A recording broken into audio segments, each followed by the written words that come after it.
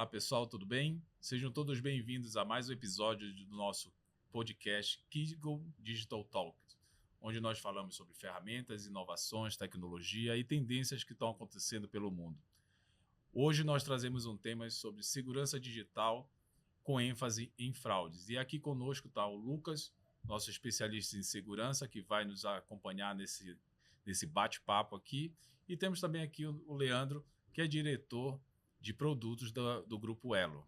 Pessoal, obrigado aí pela oportunidade de estar aqui com vocês para falar desse tema que é super importante, a questão de segurança hoje no nosso mercado. E aí, me apresentando, sou Leandro Lucas. Hoje estou aqui vestido com uma camisa branca, tenho 1,70, sou um homem pardo e agradeço muito a oportunidade de estar aqui com vocês para falar desse tema e a gente agregar valor aqui para a audiência. Olá pessoal, tudo bem? Eu sou o Lucas, sou analista de segurança aqui na Kigo. Sou um homem branco, de cabelos cacheados, estou usando um óculos, uma camiseta de sarja preta com uma camiseta branca por baixo. É um prazer também estar aqui, que espero poder contribuir bastante aqui na nossa conversa. Legal, sejam bem-vindos mais uma vez. Vamos falar realmente sobre fraude. Fraude sempre é um tema que sempre a gente traz nas nossas discussões, principalmente com relação à segurança digital dos produtos. E o que são fraudes, na verdade, né? Porque a gente sabe que segurança está dividida em vários capítulos, várias disciplinas, mas o que são realmente fraudes e o que elas representam hoje em dia de ameaça para os meios de pagamentos? É um bom ponto, né? Acho que fraudes não é algo do momento atual, né? Isso sempre existiu, né? Então a gente fala aqui de pagamentos digitais, mas a fraude ela existe até mesmo no dinheiro, né? Onde a pessoa pega ali, falsifica o dinheiro, então, e golpes, né? Então você vem ouvindo de golpes desde quando começou aqui a sociedade em si, né? E acho que falando um pouquinho de meios de pagamentos, o que acontece, né? É uma evolução, né? Então, conforme a gente vai criando um mecanismo mais seguro, a fraude também ela evolui. E aí acho que é um papel nosso aqui, de líderes aqui da indústria, de ir criando soluções para conseguir coibir esse tipo de ação, né? E aí, como exemplo aqui, falando um pouco da indústria de cartões, né? Não sei se vocês lembram que no começo era o Reco-Reco, né? Então Sim, tinha lá o vou passar Reco-Reco. o carbono. Exatamente, para quem não conhece, você tinha lá 3 folhas, o carbono entre essas folhas, aí tinha uma maquininha que você colocava o cartão dentro dela e ele tinha ali um decalque que pegava o número do cartão e gravava nas folhas através do carbono. Uma folha ficava com o lojista, outra folha ficava com o credenciador, outra folha ia para o banco e através disso que era feita as cobranças. E aí o que aconteceu, né? Os fraudadores entenderam ali que tinha um mecanismo de você clonar o plástico e eles começaram a fazer esse tipo de fraude. Aí alguém teve a brilhante ideia de criar a tarja magnética, né?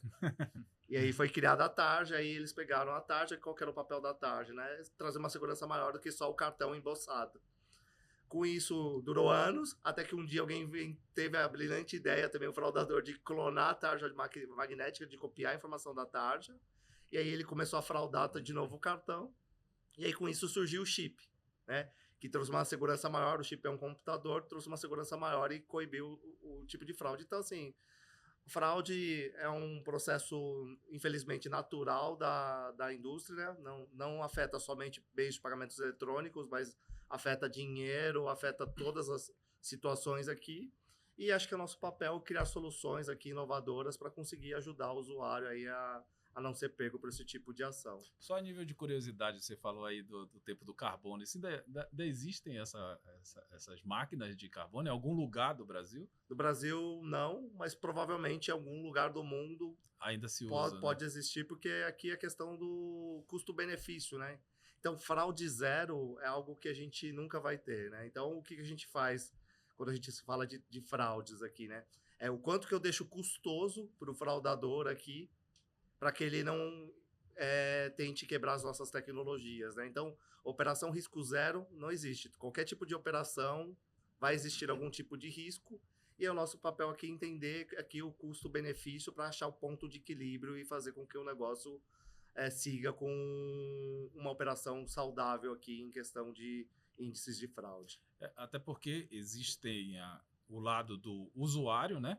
Do cliente ali, que tem que ser protegido de alguma forma, né? Porque o que é clonado é o cartão do cliente, né? Perfeito. Porém, esse cartão clonado também você tem que garantir que existe uma segurança aqui dentro, do lado da empresa para inibir, né? Ou tentar identificar essas possíveis fraudes que possam vir a ocorrer. Bom ponto, Taíde. Acho que assim, em relação à fraude, são uma série de processos, né? Então, acho que você tem processos ali que estão olhando muito para o meio de pagamento, né? Então, senha e outros fatores, mas também você tem uma fraude interna, que são VPNs, ferramentas de autenticação, né? Duplo fator de autenticação, controles internos, então ferramentas que você consegue monitorar transações, que complementa toda essa operação, né? Nunca é um processo só.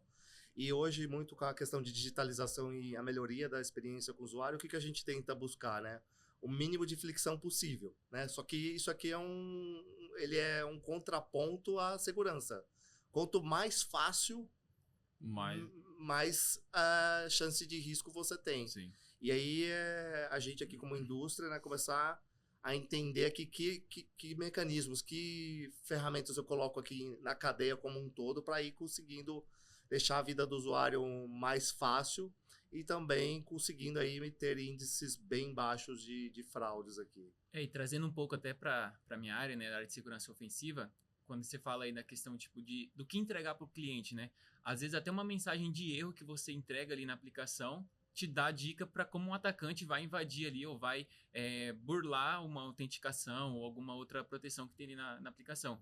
Então, acho que tem muito essa parte mesmo, né, de analisar o que eu posso realmente entregar para o meu consumidor final do produto e o que eu não posso, né? O que eu vou estar dando de dica também para uma pessoa mal intencionada. Esse é um bom ponto, né? Porque o fraudador, ele é o melhor QA que existe, né? Sim, é isso mesmo. Com certeza. E aí ele vai ficar tentando vai ficar testando o nosso sistema até achar brechas, né? E acho que esse ponto que você está trazendo, Lucas, é importante que mesmo numa concepção de produtos, né, as mensagens de erros ali, a comunicação com o cliente, ela tem que contemplar uma boa experiência, mas também coibir aqui tentativas de ataque através Exatamente. E trazendo até por experiências que eu já tive, é um fato bem comum mesmo. A gente provoca um erro na aplicação para que, dependendo da mensagem que tem aquele erro, eu consiga entender o que está tendo por trás. Ou qual que é a linguagem que está rodando, ou qual que é o parâmetro que a aplicação espera ali para que eu possa, talvez, burlar aquele mecanismo de defesa, né? Sim, isso é um bom ponto.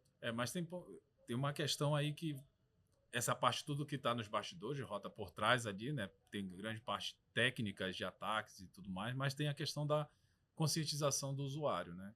Então, tem formas aí de você estar levando para o usuário, né, a informação para que ele tenha um pouco mais de cautela no uso dos meios de pagamento, ou o que pode vir a acontecer quando ele está exposto, né? Então, hoje também existe essa preocupação dentro do mercado de meios de pagamento com a educação do usuário? Sim, com certeza. Acho que esse é um ponto bem interessante porque, né, hoje não existe curso de meios de pagamentos para usuário, né? Não, mas é na prática, né? Exatamente, na prática. Então, imagina, hoje o saque está caindo em desuso ali por questão do Pix, entre outros meios de pagamentos, mas imagina a primeira vez que a pessoa vai fazer um saque, né? Ela chega na máquina, aí ela não sabe bem como funciona, fica com medo de o cartão ficar preso ali dentro, né? Então, assim, não existe um curso para isso. E acho que tem uma preocupação da indústria de deixar os meios de pagamentos mais simples para que a pessoa não tenha problemas ali durante o processo de pagamento, mas também a gente educar que os portadores, né, e usuários de meios de pagamentos digitais, para que eles também não passem o cartão para o fraudador ou não façam Pix de uma forma indevida, né? O golpe, por exemplo, que alguém da família foi sequestrado, ou seja, esse tipo de coisa. Então, é super importante. Já algumas instituições têm se posicionado em fazer comunicações para ajudar o usuário nessa frente.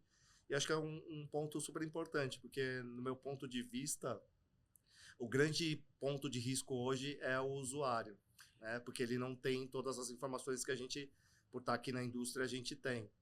E aí, se a gente não fizer um processo bem alinhado aqui de educacional, a gente pode estar colocando em risco aqui algumas coisas. Porque quando a gente está falando do usuário, ele tem ali falar num cartão, ele tem um número e coloca em vários tipos de sites. Não é só a Elo, que tem os seus produtos, mas tem comércio eletrônico, na loja, na esquina, na conveniência. Então ele tem que estar atento a onde é que ele está colocando as informações deles, os dados dele, para que isso não aconteça de ser clonado ou até mesmo de vazar. Né? Sim. E para isso tudo, com certeza deve existir a questão de sinais, né, de possíveis golpes, né? Como é que ele deve estar atento a links maliciosos, até mesmo práticas como phishing, né, que eles estão recebendo. Isso também é comum, né? Sim.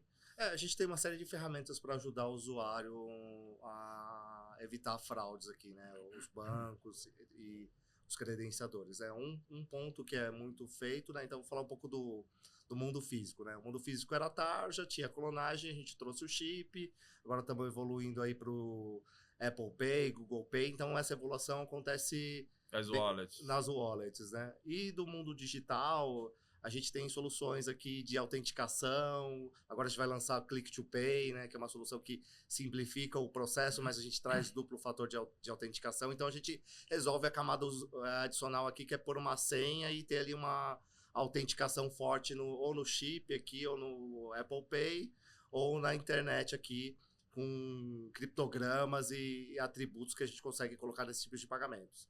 Mas, além disso, é feito também uma monitoria real-time aqui nas transações. Então, cada transação que passa, a gente tem uma série de ferramentas que analisam esse comportamento.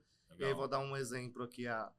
Você está fazendo uma transação agora em São Paulo, aqui na Faria Lima, e daqui a 5 minutos você está fazendo uma transação em Copacabana, no Rio. É impossível, né? É impossível. Então, Sim. Os sistemas analisam isso, analisam valores, ou seja, estou fazendo uma transação de posto de gasolina de 100 mil reais, sabe? Pode acontecer dependendo ali do processo, mas sai do comportamento e a gente consegue gerar alertas para evitar esse tipo de fraude. É mais identificando a rotina do usuário, né? Se ele não tem aquela rotina de gastar muito além do que ele já gasta semanalmente ou diariamente, né? Vocês começam a analisar esse comportamento de como é que ele utiliza os meios de pagamento. Perfeito, né? E aí, então, seria olhar aqui a autenticação, né? Senhas ali, criptogramas para garantir no chip, no Click to Pay, nas ferramentas. O 2, ferramentas de monitoria transacional. E acho que tem outros processos aqui, eu vou elencar o outro, que é o processo de onboarding também, né? Então, dentro do processo de cadastro, tanto de uma empresa quanto de uma pessoa pedindo um cartão ou um outro meio de pagamento, existe uma série de ferramentas que a gente analisa o perfil da pessoa, a gente analisa se ninguém está tentando se cadastrar num banco usando os meus dados. Então, tem ferramentas também que evitam a entrada aqui de pessoas mal intencionadas dentro do ecossistema, né? Tem essa outra parte. E aí, acho que agrega também com o ponto que o Lucas conhece bem, que é toda também segurança física aqui de ambiente, sabe, VPNs, outros fatores que você traz aqui para conseguir ter um processo ponta a ponta aqui bem seguro. E isso também inclui a conscientização do usuário também, né? Querendo ou não, tem que passar essa parte pro usuário, né? Para que ele não cometa também ali, divulgar às vezes uma senha dele, né? Também. Esse é um bom ponto, né? E aí, esse ponto da senha, o que a prática do mercado tem feito, né? Então, sempre usar 2 fatores, né? Sim, duplo fator de autenticação. Ele pode passar a senha, a gente poderia mandar um SMS token ali para fazer uma dupla validação.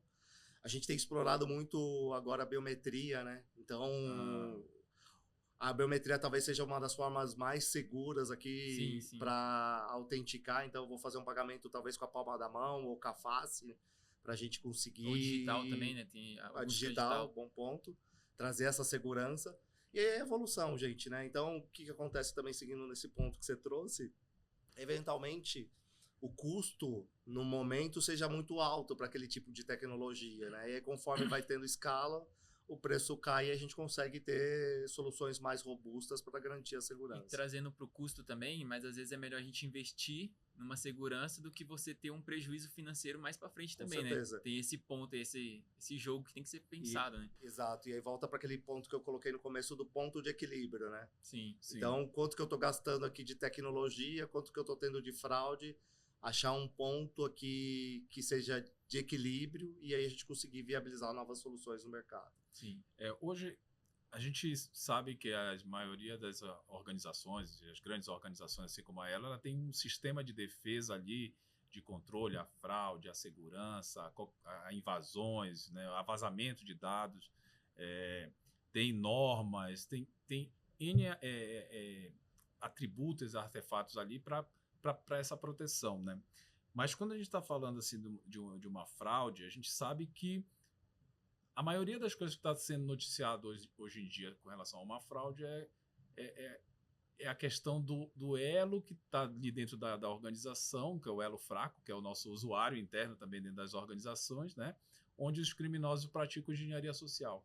A gente teve vários relatos hoje no mercado, né, de vazamento de dados, até mesmo a parte de um atacante estar entrando na estrutura da organização, né? E como é que isso tudo a gente tira proveito de lição aprendida, né, para praticar uma segurança ou até mesmo ficar mais atento a isso aí? Como é que...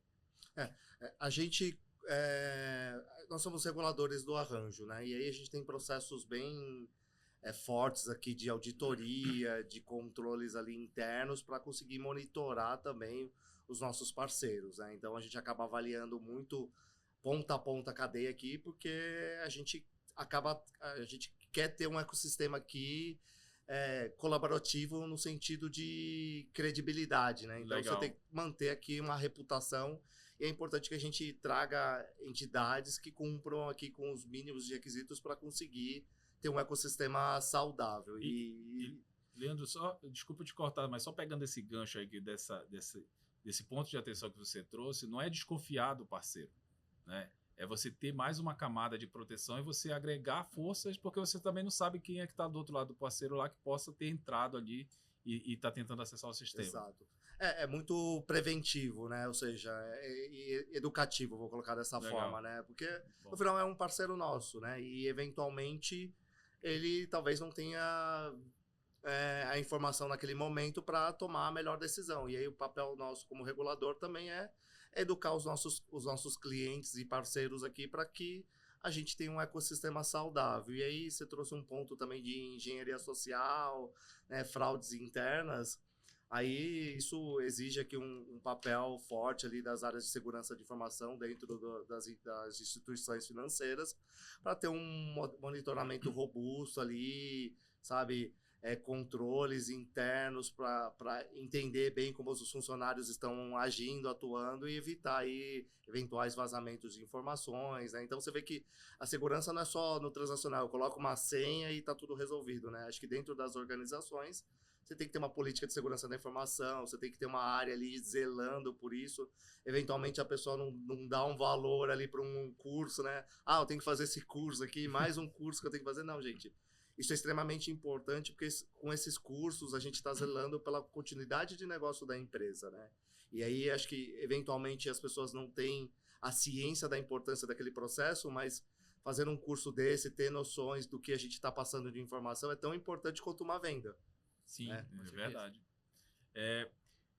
Voltando um pouco ainda sobre a questão dessa engenharia social, né, que acontece dentro das organizações, hoje, então, vocês também têm mecanismo de análise de comportamental dos interno, vocês olham para fora, para os clientes também, como é que eles se comportam, para garantir que o dinheiro deles esteja bem guardado, né, vamos dizer assim, e também você olha para dentro para ver se todo o teu ecossistema está seguindo as normas e políticas regidas pela organização. Com certeza, a gente tem uma série de ferramentas que monitoram ali comportamentos internos e externos. Além disso, a gente tem uma monitoria muito forte, né? Então, e aí isso é até uma dica aqui para eventuais empresas que vão ver aqui o nosso bate-papo, né? Conciliações fortes, né? Então, o processo todo, a gente fala de segurança da informação, mas ela envolve toda a cadeia, né? Desde o momento que a transação... Tem pessoas ali. Exato, é autorizada, até um momento que a transação é liquidada. Então, por exemplo, com um relatório ali, conciliações fortes e com acompanhamento contínuo, no dia você consegue ver se teve alguma diferença no caixa ali, no processo de batimento de transações. Isso é um indício.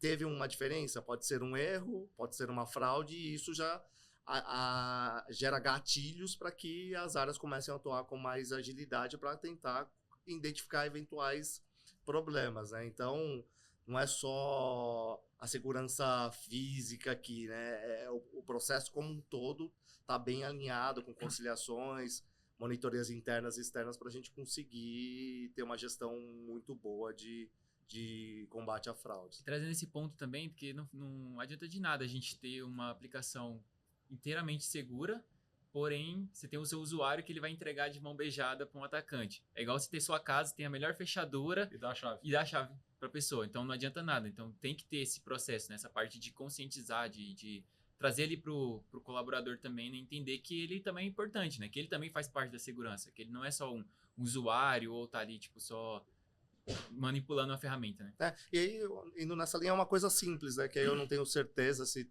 todas as empresas usam essa boa prática, mas é uma VPN, né? Então, o que a VPN vai garantir? Vai garantir que aquele ambiente vai ser acessado somente de um dispositivo homologado para fazer aquele tipo de ação. Então, essa questão de compartilhamento de senhas, por exemplo, ele pode até compartilhar a senha, mas se ele não tiver uma VPN ali e um dispositivo homologado, ele não vai conseguir acessar o ambiente. E é uma coisa que você vê que é simples, né? Mas eu tenho dúvidas aqui se isso né? se todas as empresas acabam praticando trazendo mais isso. camada de segurança, né? Tipo assim, a gente vai ter a senha, vai ter o MFA, você vai ter a rede ali, né? Que a VPN te isola a rede, vai ter o dispositivo. Então, quanto mais camadas a gente conseguir trazer, e junto com a conscientização também do usuário, né? Querendo ou não, a gente tem um ambiente mais seguro, né? Com certeza. Tem até uma questão aí que a gente está falando aí de proteção, né? Aí, fraude ou qualquer tipo de ecossistema que tem que ser protegido. Hoje a gente vive uma enxurrada de tendências tecnológicas, né? Hoje você falou de biometria, a biometria já existe há bastante tempo. Sim. Já, né? Agora a gente está explorando cada vez mais com íris, reconhecimento facial e tudo mais. Mas a gente também tem outras que já tem algum tempo, para um blockchain, por exemplo. Agora entrou a parte da inteligência artificial muito forte.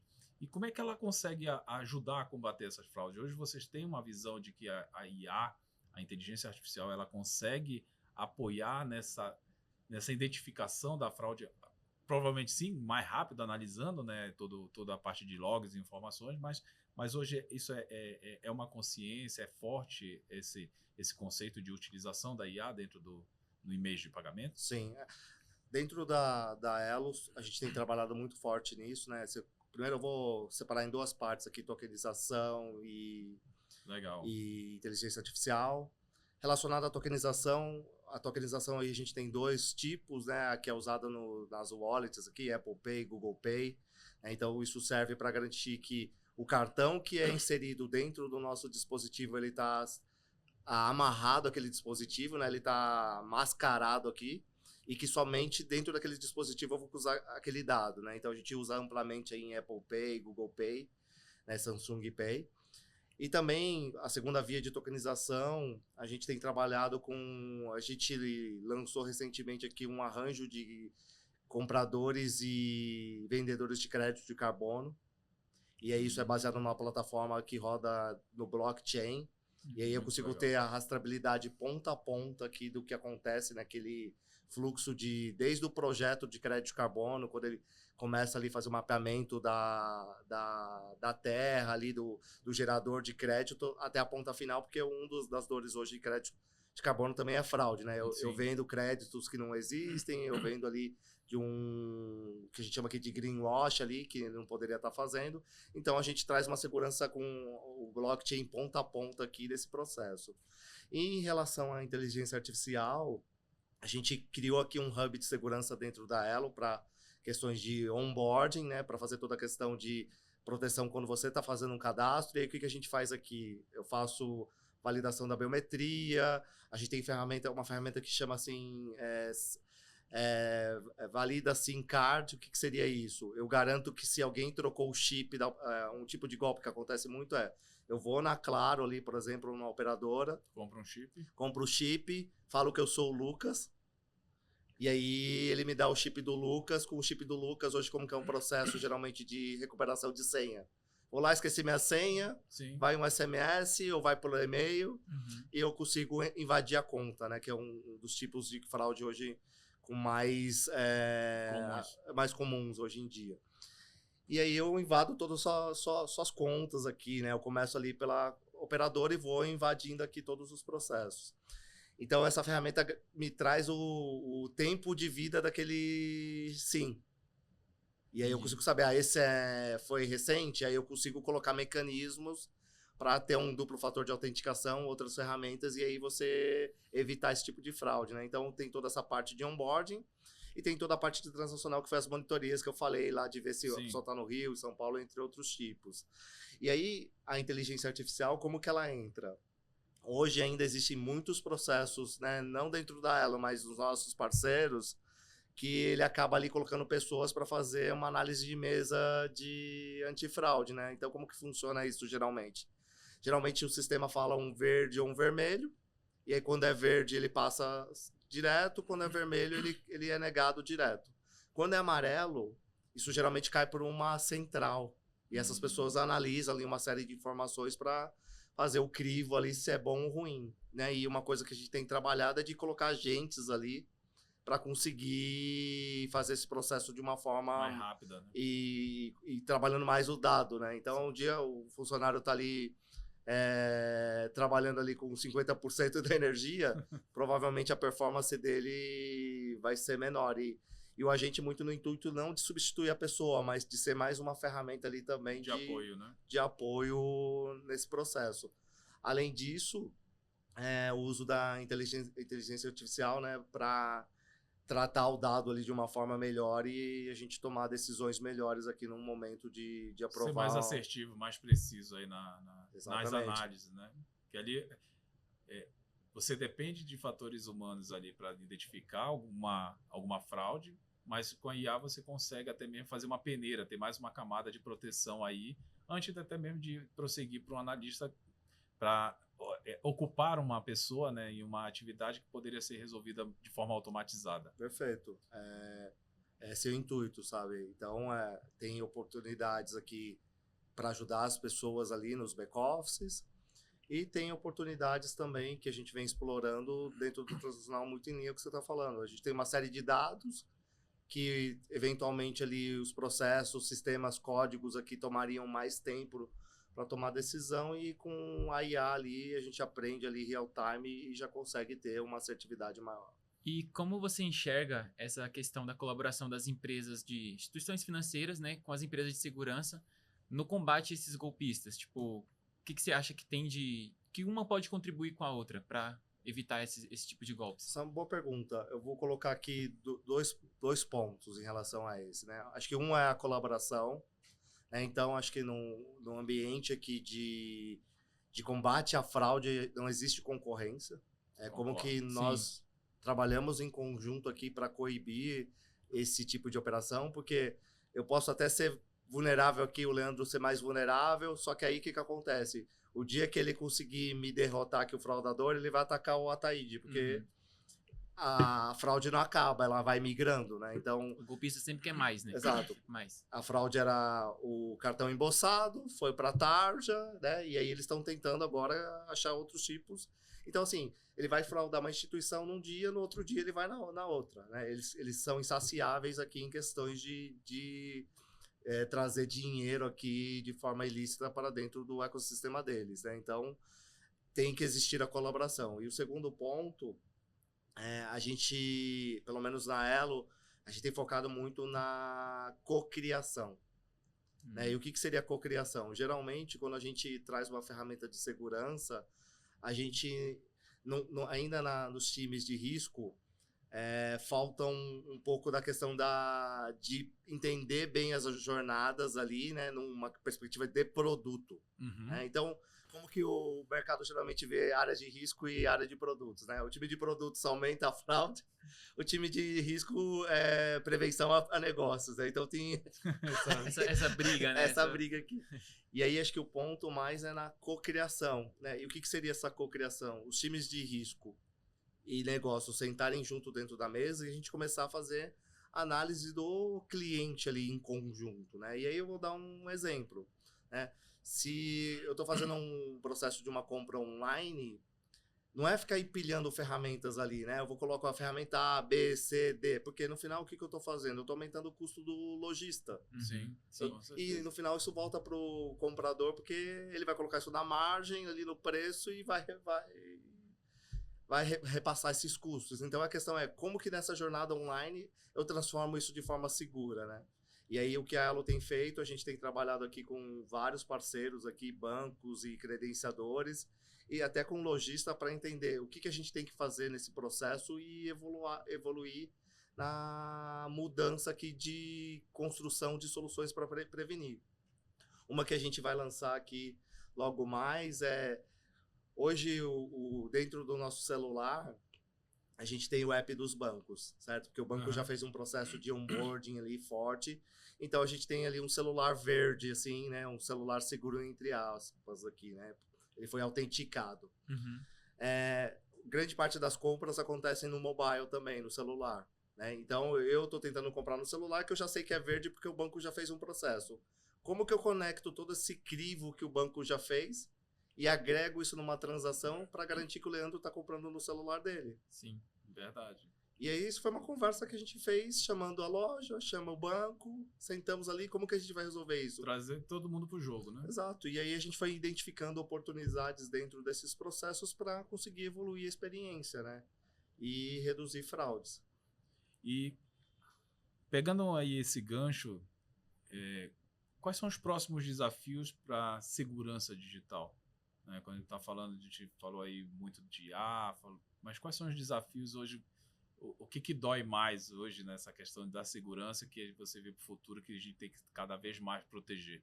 Eu vou colocar 2 pontos aqui nesse, né? Um, acho que é aumentar a colaboração, né? Então, acho que as empresas aqui precisam se unir para coibir esse tipo de fraude e a gente tem conseguido fazer essa ação lá na Elo. A gente convidou os bancos, a gente tem um grupo de trabalho ali para co-criar e conseguir aí combater os tipos de fraudes, né? Porque não é uma questão só de tecnologia. Sim, É a questão de olhar todo o ecossistema e entender como a gente resolve isso. E aí, pegando o gancho num ponto que vocês trouxeram no começo, né? Acho que o segundo ponto é a questão de como que a gente educa o cliente em relação a esse tema, que ele é super técnico, né? E hoje em dia as pessoas têm cada vez menos paciência e querem um negócio rápido ali, como que a gente mantém o equilíbrio de educação com experiência do usuário, sabe? Então eu colocaria esses 2 pontos, né? O cliente ali com a educação e a colaboração das empresas para a gente ter sucesso aí nessa jornada de prevenção à fraude. Eu já ia até falou uma coisa, a impaciência do cliente, né? Controlar a impaciência, porque geralmente só acontece, algum problema acontece no lado do cliente também, quando ele está naquele momento de fazer o pagamento, né? Tô falando porque aconteceu comigo, e às vezes a gente não aceita muito bem aqueles controles de fraude, né? Por exemplo, recebi uma mensagem, é você mesmo que está fazendo essa compra nesse valor e tudo mais, né? Aí você tem que apertar sim. Então, isso, apesar de ser um controle, às vezes o usuário ele não aceita muito bem, né? Então, ele tem que entender também que ali é uma camada de proteção para ele, né? Porque se passa o valor, também ele vai reclamar lá que, pô, passou um valor aqui, ó, não fui eu. Exato. Né? E aí isso tem uma perda muito grande financeira para o lado das empresas, né, de meios de pagamento. Com certeza, acho que essa percepção do porquê aquela ação é importante, a gente precisa ser clara para a pessoa reconhecer o valor que no final o que a indústria tenta fazer é que ela não seja lesada, né? E aí esse acho que é um grande desafio, né? Como que a gente equilibra esse processo. E falando disso também, as ameaças estão crescendo, né? Se o atendente até quiser responder essa pergunta, como que hoje a legislação e as políticas públicas elas conseguem se adaptar a esse crescimento de novas ameaças, né? Tipo, como se adaptar a isso, como prevenir, o que pode trazer disso, né? De legislação, de coisas, de políticas públicas.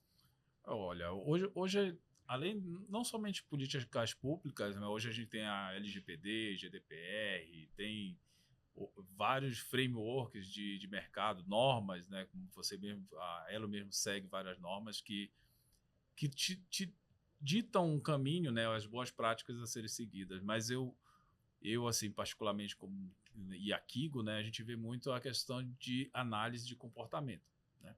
Você tem que conseguir identificar o comportamento do usuário, o comportamento, seja interno ou externo, né, para que você consiga responder muito rapidamente a um incidente. Porque se eu não conseguir verificar qual é o hábito do meu cliente, qual é o hábito do meu funcionário interno que controla essas operações para responder rapidamente, eu fico ali procurando, né, catando milho lá para tentar identificar onde foi o problema. Então, assim, além das normas, né, tem bastante coisa escrita, tem bastante artigo, eu vejo muito que você trazer ferramentas, que você utiliza a IA e consiga analisar rapidamente o comportamento humano para evitar possíveis engenharias sociais ou possíveis acessos indesejados, eu acho que vem a contribuir com todo esse processo de fraude, né? Quando eu estou olhando assim, o lado mais fraco, né? O elo mais fraco da segurança aí. Sim. Bacana, muito bom. E aí, trazendo já para você, qual o conselho que você dá para a gente hoje aí, para evitar mesmo, né? Para as empresas que querem prevenir, que querem estar um passo à frente dos fraudadores? O que dá para a gente ter de conselho aí, de orientação também? Sim. Acho que isso aqui, o que eu vou falar é uma mudança de paradigma, mas as áreas de prevenção à fraude e segurança, elas têm a mesma importância que uma área de negócio, né? Então, hoje, as áreas de segurança, elas acabam sendo custo para a empresa, e acho que a gente tem que ter uma cabeça assim forte de ter eficiência dentro desses processos. Mas acho que uma dica que eu dou, assim, com toda essa questão de digitalização e essas mudanças que acabam ocorrendo no mercado, que as áreas passem a ter uma importância mais relevante dentro do resultado da empresa. Ela não pode ser tratada somente como custo. Como uma despesa, né? Tipo, tô tendo um gasto ali com segurança, vou ter que investir em uma análise de vulnerabilidade, vou ter que investir em alguma coisa, sempre é tido, não, mas não precisa, não quero. Exato, e um ponto indo em linha com o que você está trazendo é que antes as fraudes que elas aconteciam, elas estavam limitadas ali a talvez uma perda aqui mais aceitável. Hoje as perdas pode acabar com o business da empresa, né? Então, Sim. eu tenho um ataque ali que eu sequestro o seu banco de dados e eu acabo com o seu negócio. Não fala só de prejuízo financeiro, né? Reputação também. Com certeza. Você perder o banco de dados, você ter dados de clientes ali, a gente tá falando de CPF, dados bancários, muitas coisas, né? Falando de instituições financeiras. Perfeito. E aí, pegando em linha o que você está trazendo, é o seguinte, eu invisto milhões na minha marca, vou para televisão, para as mídias sociais, etc. Só que aí eu jogo tudo no lixo quando eu tenho uma quebra de reputação, porque invadiu o sistema de uma empresa ali, ele sequestrou o banco de dados, ou ele expôs as informações. Então, assim, essa é uma mudança de paradigma. Sei que não é fácil, mas as empresas precisam começar a olhar mais essas áreas, não como um custo, uma despesa ali, olhar mas isso como também. um investimento, né? Exatamente. Uma prevenção. É o famoso conectar a segurança ao negócio, né? Isso aí. A gente falava muito de tecnologia, conversar com o negócio, agora a gente está trazendo para o Play também a segurança, para participar de todo esse processo, né? E também mostrar o que tem de soluções, porque a gente sabe que a área de segurança ela tem bastante ferramentas, soluções, ideias, né, que podem agregar muito valor no produto e também na parte de negócio. Sim. E um ponto engraçado é que isso talvez passe a ser relevante dentro da empresa depois que ela passa pela situação, né? Então, quando acontece, o processo não é aquilo, preventivo. Só fecha a porta depois que alguém invadiu, né? Exatamente. Então, assim, primeiro você espera alguém chegar, atacar, aí você, não, agora vamos me proteger. Exatamente. E a verdade a gente tem que se antecipar, né? A gente tem que dar um passo à frente. Exato. Porque a gente nunca sabe o que o cara tá pensando. O atacante ele vai estar todo dia ali pensando algo novo para tentar encontrar, para tentar invadir, porque ele tem tempo, né? Tempo não falta. Exato, e hoje tá todo mundo conectado, né? Então as empresas estão na nuvem, assim, mudou do cenário antigo, né? O cenário antigo era um data center ali, então tinha que ser uma pessoa geralmente interna para acessar com crachá, ir lá no servidor, plugar um pendrive lá dentro da máquina ou pegar uma senha. Só que tava tudo fechado. Hoje, como tá tudo conectado... Hoje o cara ataca de casa. Lá deitado na cama, ele tá com o computador, ele consegue acessar. De qualquer lugar do mundo, ele consegue fazer algum estrago aí. Você reduz o tempo, né? O tempo de atendimento, vamos dizer assim, você tem que começar a ter mais processos integrados, automatizados, porque senão você não consegue atender na velocidade, às vezes, que o cliente está esperando, né? Sim. Bom, pessoal, chegamos aqui mais um final do episódio, foi fraude, e aí com segurança, fraude, temas como esse sempre são Amplos. bem ricos, amplos, né, dentro e interessante também, né, porque a gente acaba conhecendo um pouco mais do processo de como é que funciona os meios de pagamento, porque as pessoas acham que só passa o cartão, E tá tudo certo. recebe o produto, né? Não é bem assim, tem toda uma estrutura, né, que apoia aí os meios de pagamentos aí a ter as suas transações e que o cliente fique satisfeito, que não tenha perda para nenhum lado. Então, assim, Leandro, eu agradeço muito a sua presença aqui conosco nesse podcast. Passo para você a palavra para suas considerações aí finais. Aí eu deixo o microfone a todo para você, para que você faça suas considerações. Perfeito. Aí. Eu que agradeço aqui a parceria da Kigo. Acho que vocês têm sido um parceiro de longa data para a gente ali na Elo, ajudado nesses temas de segurança, né? A gente conta bastante com a parceria de vocês aqui, uma parceria duradoura. E para os parceiros aqui, fica o convite, né? A Elo tem co-criado aqui para ajudar nessa questão de proteção a fraudes. A gente tem uma série de soluções para ajudar desde o processo de onboard, transacional e novas soluções que a gente vem criando. E acho que é um pouco do que eu coloquei aqui, né? Esse é um trabalho em conjunto, né? E aí fica o convite para quem quiser trabalhar com a gente aqui, participar das frentes que a gente vem desenvolvendo dentro da Elo. Será um prazer receber os parceiros. Procura quem diretamente lá? Você, lá na Elo? Pode procurar, aí depois eu compartilho aqui o contato e aí a gente direciona dentro das áreas ali como que a gente segue com as frentes. Legal. Agradecer também aí, pessoal. Queria agradecer a Elo também, em nome da Kigo, pela parceria, pela confiança que vocês têm na gente também. E tem sido muito bom também ter vocês como parceiros. E agradeço também a todo mundo que assistiu. Foi muito boa essa troca que a gente teve aqui, como a Thaíde falou, de poder conhecer mais sobre a Elo também, né? E também de poder passar para o pessoal aí novas informações. Mais uma vez, Leandro, obrigado mesmo pela sua presença. Foi muito importante. Apesar da gente conhecer bastante a Elo, a gente... Cada reunião, cada conversa, a gente aprende mais e mais sobre como é que funciona todo esse meio. E falar para o pessoal que está nos assistindo aí para não esquecer de nos seguir nas redes sociais, né? Aguarde os próximos episódios, a gente está trazendo novos temas aí bem interessantes que vai agregar muito valor aí na organização e na empresa de vocês. Até a próxima, pessoal. Valeu!